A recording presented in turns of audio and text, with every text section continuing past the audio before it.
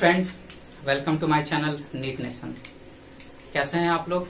Hope so आप लोग अच्छे होंगे और लॉकडाउन का पालन अच्छे से कर रहे होंगे। तो फ्रेंड, अगर आप नए हैं मेरे चैनल पे तो प्लीज मेरे चैनल को सब्सक्राइब करिए, लाइक करिए, कमेंट करिए। अगर आप चाहते हैं कि किसी दूसरे टॉपिक पे मैं वीडियो बनाऊं तो आप जरूर मुझे कमेंट सेक्शन में बताएं, मैं जरूर उस पर वीडियो बनाऊंगा। इसके अलावा आपको अगर ये वीडियो अच्छा लगता है तो इसे शेयर भी करिए। तो फ्रेंड्स, ज्यादा टाइम मैं आपका वेस्ट ना करते हुए डायरेक्टली आज के टॉपिक पे आता हूँ। प्रीवियस टॉपिक में हम लोगों ने क्या पढ़ा था? The process of spermatogenesis, sperm बनने के प्रोसेस जिसको स्पर्मेटोजेनेसिस बोलते हैं, हमने उसके बारे में पढ़ा था। आज के टॉपिक में हम लोगों को पढ़ना है द स्ट्रक्चर ऑफ स्पर्म। जो स्पर्म के स्ट्रक्चर होते हैं आज हम उनके बारे में जानेंगे। So the structure of human sperm, structure of human sperm. अगर हम ह्यूमन स्पर्म के स्ट्रक्चर के बारे में बात करते हैं तो ह्यूमन स्ट्रक्चर के पहले कुछ कैरेक्टरिस्टिक्स जानते हैं। ह्यूमन स्पर्म किस तरह का होते हैं? जो हमारा ह्यूमन स्पर्म होता है ये मोटाइल होता है, हैप्लॉइड होता है और फ्लैजिलेट होता है। मीन्स अगर हम कैरेक्टरिस्टिक्स देखते हैं तो ह्यूमन स्पर्म क्या होता है? It is haploid. Haploid means chromosome number n होगा। देन मोटाइल होता है एंड फ्लैजिलेट होता है। क्लियर है? ये हैप्लॉइड होता है, मोटाइल होता है और फ्लैजिलेट होता है। इसके अलावा जो स्पर्म होते हैं human sperm, they are made up of 4 part. जो ह्यूमन स्पर्म होते हैं वो 4 पार्ट से मिलकर बनते हैं। क्या है ये 4 part? That is the parts of sperm. अगर हम स्पर्म के पार्ट के बारे में बोलते हैं तो जो पहला पार्ट होता है, this part is called the head. इसको हम क्या बोलते हैं? हेड। दूसरा जो पार्ट होता है that is called the neck. ये बहुत ही छोटा डिप्रेशन होता है जो जनरली कभी कभी दिखाई भी नहीं पड़ता है, लेकिन it present. So the second part is the neck. Third part जो होता है that is called the middle piece.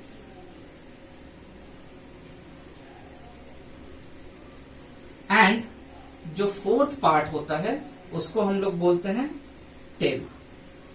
Clear है? तो जो ह्यूमन स्पर्म होते हैं ये they are made up of the 4 part, head, neck, middle piece and tail. ये 4 पार्ट से मिलकर बनते हैं। अगर हम फर्दर स्ट्रक्चर की बात करते हैं कि sperm, how the sperms is look like, then हम लोग देखते हैं कि स्ट्रक्चर क्या होता है स्पर्म का। If you just say about the structure of sperm, then it having a nucleus, a pointed nucleus, जो कि हम बोले थे हैप्लॉइड न्यूक्लियस होता है, which is the pointed at their anterior end and they having a their posterior end is having little depression। इसका जो posterior and होता है उसमें छोटा सा डिप्रेशन होता है और एंटीरियर जो होता है वो क्या होता है? This anterior is pointed. Clear है? So this is the nucleus. ये जो होता है this is the nucleus.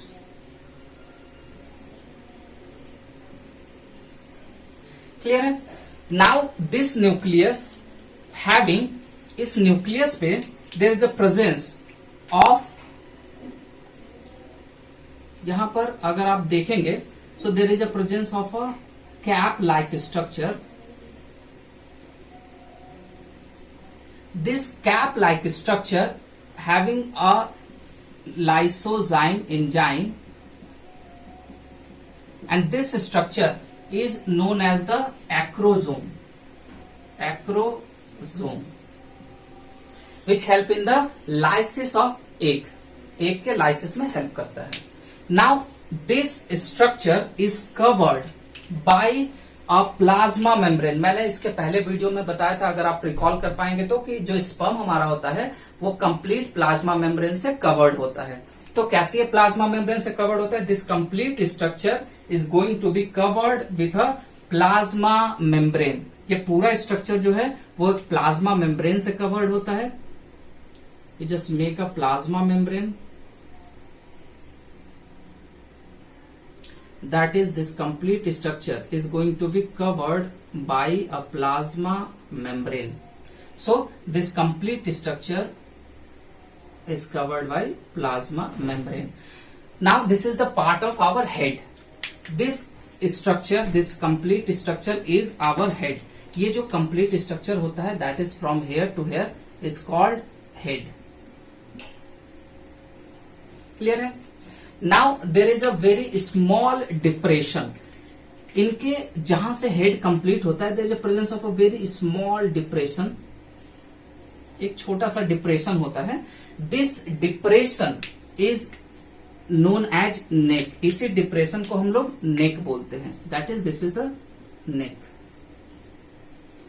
Clear? Now within this depression there is a presence of a two structure. This two structure is nothing but, that is in first depression of nucleus and the second depression of neck. There is a presence of a two structure and this two structure is the nothing but centriole. ये जो दो structure होता है ये कुछ और नहीं बल्कि सेंट्रियोल होता है. That is, so this two structure having the different name. The upper one which present in the depression of nucleus, जो न्यूक्लियस के डिप्रेशन में पाया जाता है उसको हम बोलते हैं this is the proximal centriole. इसको हम लोग प्रॉक्सिमल सेंट्रियोल बोलते हैं. जो किसमें हेल्प करता है? It make spindle during the first zygotic division. ये स्पिंडल फॉर्मेशन में हेल्प करता है. That is help in spindle formation during first zygotic division. जो फर्स्ट जाइगोटिक डिवीजन होता है उसमें ये स्पिंडल फॉर्मेशन करता है. जो सेकेंड है that is this one. This is the this centriole is known as the digital centriole. इसको हम डिजिटल सेंट्रियोल बोलते हैं. जो क्या करता है?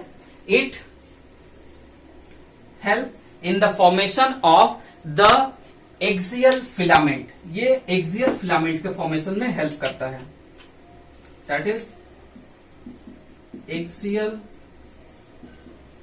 Filament.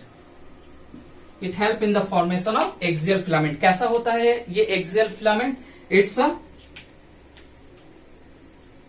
filamentous structure which provide the support to the middle portion, and that is the middle piece and as well as the tail. middle piece और tail को ये क्या provide करता है? support this axial filament. Now the structure, it after the depression is little bit swelling. ये क्या होता है? थोड़ा सा swelling structure, they are converted into a little bit swelling structure, but not like that swelling. बहुत हल्का सा swelling structure होता है, swell हो जाता है, and now they are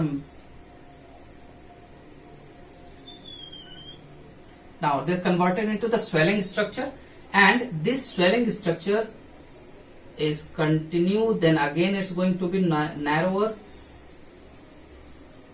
and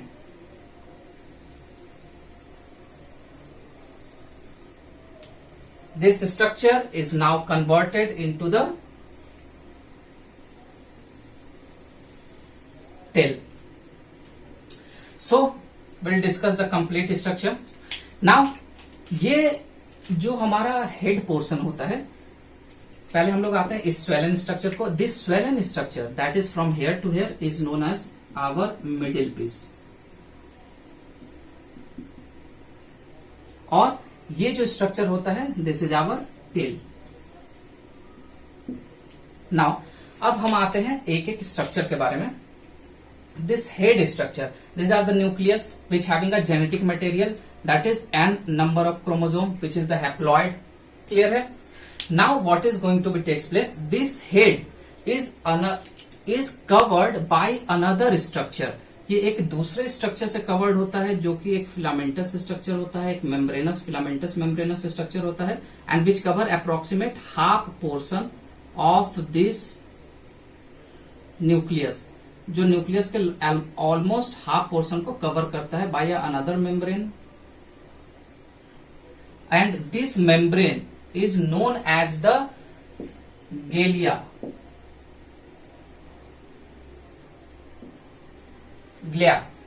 ठीक है, this structure is known as the galea. इसके बाद इसका जो लोअर पोर्शन होता है, that is the lower portion is also covered by another membranous structure. इसका जो लोअर पोर्शन होता है वो भी एक दूसरे मेम्ब्रेनस स्ट्रक्चर से कवर होता है up to here. That is the half portion जो न्यूक्लियस का होता है वो वहां से लेकर मिडिल पीस तक एक दूसरे मेम्ब्रेनस स्ट्रक्चर से कवर होता है। दिस मेम्ब्रेनस स्ट्रक्चर, ये जो दूसरा मेम्ब्रेनस स्ट्रक्चर होता है, इस मेम्ब्रेनस स्ट्रक्चर को हम लोग क्या बोलते हैं? This membranous structure is known as the manchette. Manchette, clear? This structure is known as the Manchete. Chatte. Now this structure is Manchete. इसके बाद जब mitochondria is going to present in this middle piece but in a ribbon like structure. जो mitochondria होता है ये इसके centre में present होता है but it present in a ribbon like structure. ये बिल्कुल रिबन लाइक स्ट्रक्चर में प्रेजेंट होते हैं।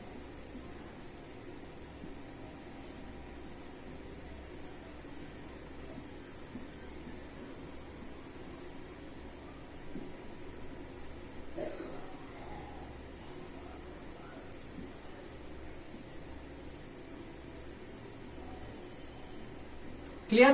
So this mitochondria is going to be present at the middle piece and in the ribbon-like structure, and this mitochondria is known as the neighborn kern.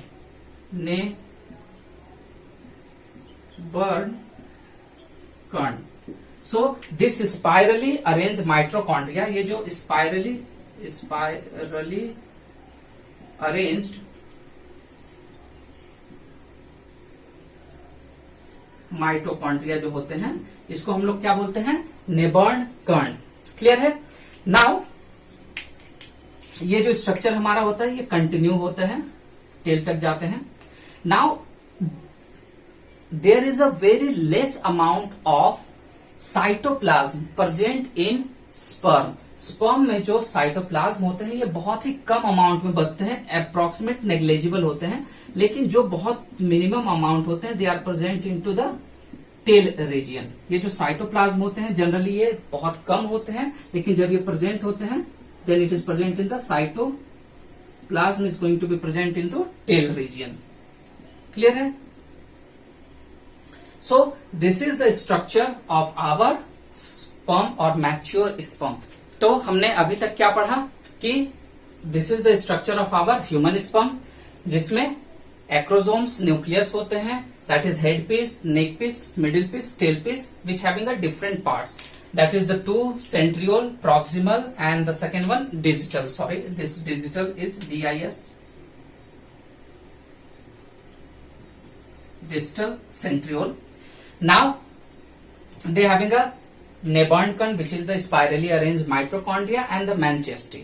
Now we have to be discuss very important thing. One important thing about this chromosomal structure, that is we know that in case of male, we know that they having a sexual chromosome X and Y. इनमें जो sexual chromosome होते हैं वो X और Y होते हैं। तो ये जो X और Y होते हैं ड्यूरिंग द गैमेट फॉर्मेशन क्या होता है? X गैमेट अलग बनता है, Y गैमेट अलग बनता है। ठीक है? उसके बाद जो आफ्टर द मियोटिक डिवीजन होने के बाद they are going to be formed the two cell, ये दो सेल बनाते हैं, that is they having a XX cell and they formed the two cell that is Y cell. Clear है? Means that is one cell formed 4 cell, एक cell से 4 cell बनते, 4 spermatids बनते हैं, in which 50% cell having a X containing cell, जो 50% x containing होते हैं और 50% वाई कंटेनिंग स्पर्म होते हैं। ठीक है, अब जो एक्स कंटेनिंग स्पर्म होते हैं दे आर कॉल्ड गाइनोस्पर्म, इसको हम गाइनोस्पर्म बोलते हैं, and Y containing is known as the androsperm. जो एक्स कंटेनिंग स्पर्म होते हैं they are called the gynosperm, और जो वाई कंटेनिंग होते हैं उसको हम लोग एंड्रोस्पर्म बोलते हैं। क्लियर है? नाउ इसका मतलब क्या है कि 50%, that is the 50% is gynosperm, that is X containing sperm, और जो 50% होते हैं वो androsperm, that is Y containing sperm होते हैं। क्लियर है? दैट इज एक सेल से 50% हमारे गाइनोस्पर्म बनते हैं और 50% हमारे एंड्रोस्पर्म बनते हैं। इसके अलावा एक there is a one more interesting और इम्पोर्टेंट थिंग कि अगर मान लीजिए X containing, if X containing, because egg is always X containing, हमारा जो एग होता है female egg is always having X. Suppose this X is going to be fertilized by sperm which contain X, अगर ये X containing sperm से fertilize हो रहा है, देन द बेबी चाइल्ड, जो बेबी चाइल्ड होगा इट इज द फीमेल, जो baby child होगा वो क्या होगा? Female. Similarly when egg is always X and if the sperm is which fertilize this egg, अगर ये एग को फर्टिलाइज करने वाला स्पर्म हैविंग वाई क्रोमोजोम, अगर इसमें वाई क्रोमोजोम होगा, then after the fertilization the baby which is developed is male, जो baby developed होगा वो क्या होगा? मेल होगा। क्लियर है? So because egg is always X, egg जो होता है वो हमेशा एक्स होता है, तो ये डिपेंड करता है कि जो फर्टिलाइज कर रहा है स्पर्म उसका जेनेटिक कंस्टिट्यूएंट क्या है, क्या वो एक्स कंटेनिंग है या वाई कंटेनिंग। अगर वो एक्स कंटेनिंग है तो फर्टिलाइजेशन के बाद जो बेबी डेवलप्ड होगी वो फीमेल होगी, अगर वो वाई कंटेनिंग है तो जो बेबी डेवलप्ड होगी फर्टिलाइजेशन के बाद वो मेल होगा। क्लियर है? सो up to that we will discuss about the structure of sperm. हमने ह्यूमन स्पर्म के स्ट्रक्चर को डेवलप को स्टडी किया। So now after that we are going to study about the oogenesis, that is the formation of female gamete. Thank you.